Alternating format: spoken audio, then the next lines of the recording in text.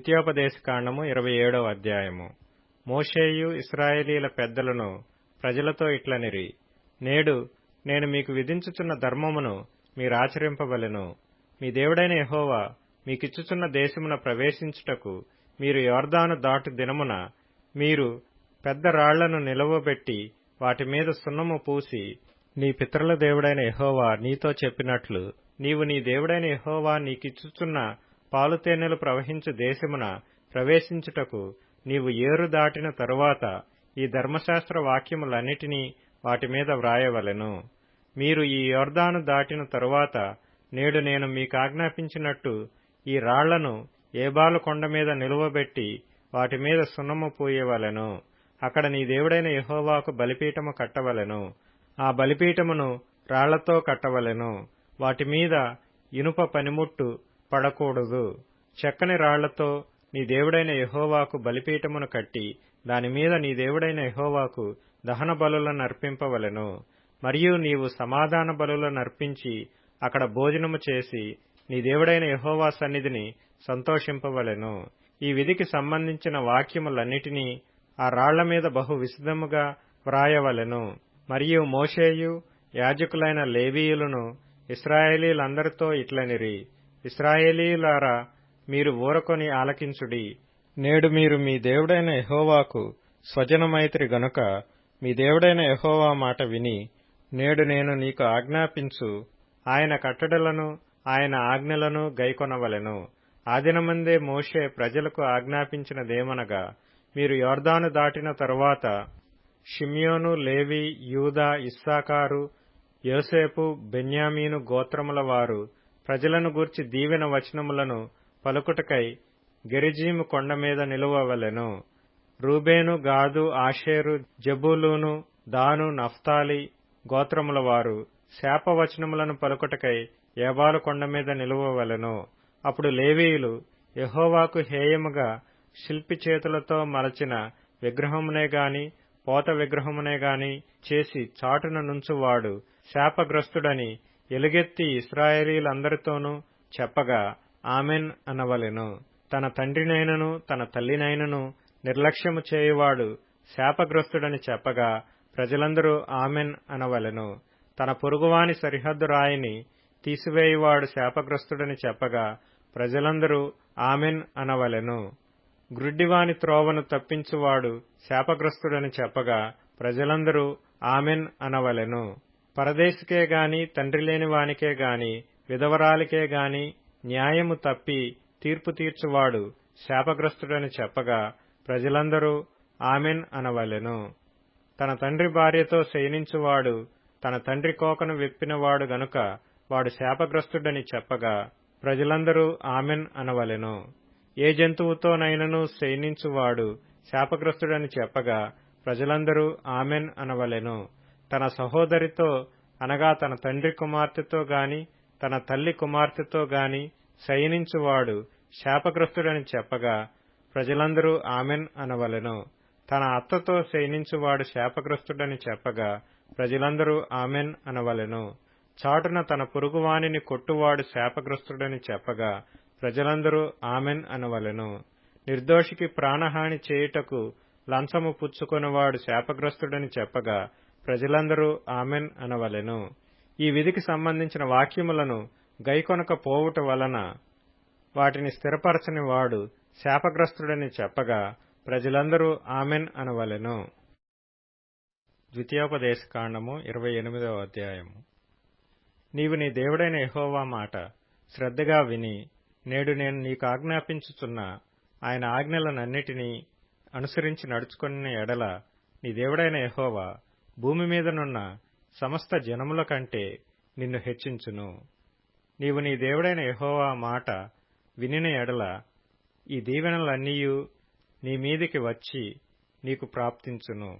నీవు పట్టణములో దీవింపబడుదువు, పొలములో దీవింపబడుదువు. నీ గర్భఫలము, నీ భూఫలము, నీ పశువుల మందలు, నీ దుక్కిటెద్దులు, నీ గొర్రె మేకల మందలు దీవింపబడును.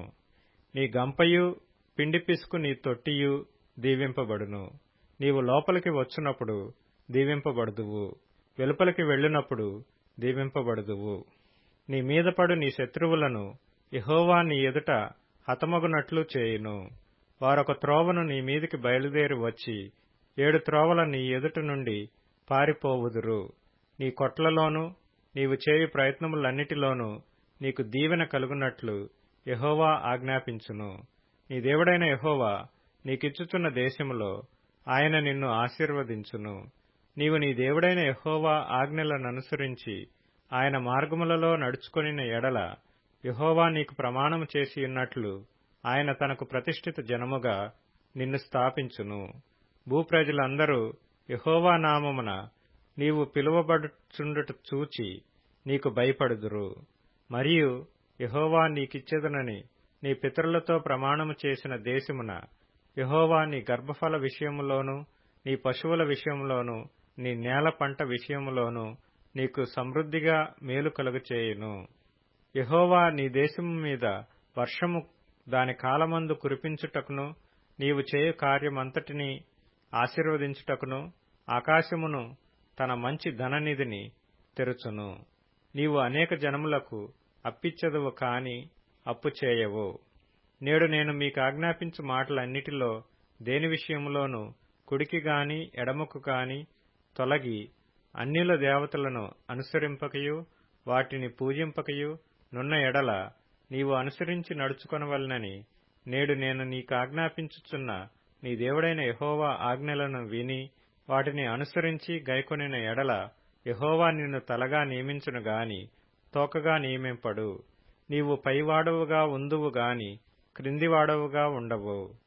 కీర్తనల గ్రంథం 45వ కీర్తన. దేవా, నీ సింహాసనము నిరంతరము నిలుచును.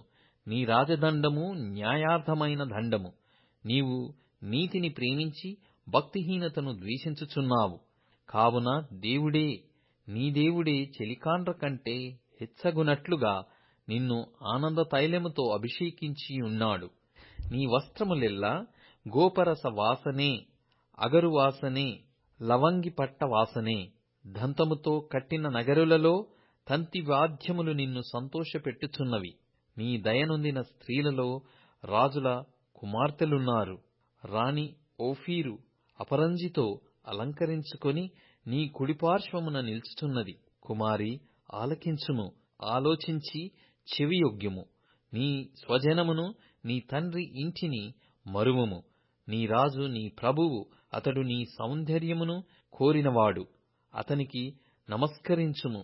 తూరు కుమార్తె నైవేద్యము తీసుకుని వచ్చును. జనులలో ఐశ్వర్యవంతులు నీ దయను వెదకుదురు.